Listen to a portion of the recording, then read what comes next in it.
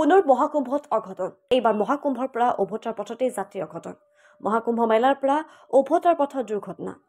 ভান আৰু ট্ৰাকৰ মুখামুখি সংঘৰ্ষ মৃত দুজনৰ আহত 11 জন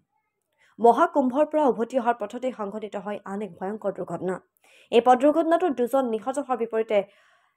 আহত হৈছে 11 জনকৈ ব্যক্তি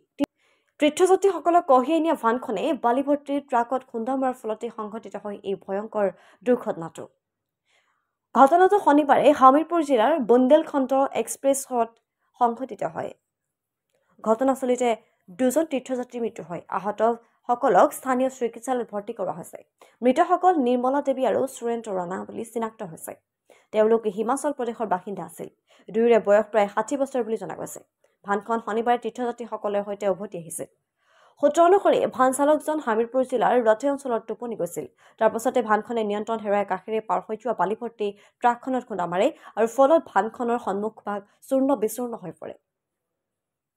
ইয়াৰ পাছতে যাত্ৰীসকলে ৰাস্তাত বাগৰি পৰাত নিৰ্মলা আৰু সুৰেন্দ্ৰৰ ঘটনাস্থলীতে মৃত্যু হয় বাকীসকল গুৰুতৰভাৱে আঘাতপ্ৰাপ্ত হয়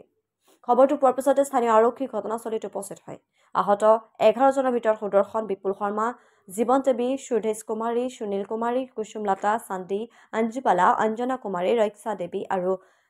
শিলাৰাণী ৰথক সামূহিক স্বাস্থ্য কেন্দ্ৰলৈ প্ৰেৰণ কৰা হৈছে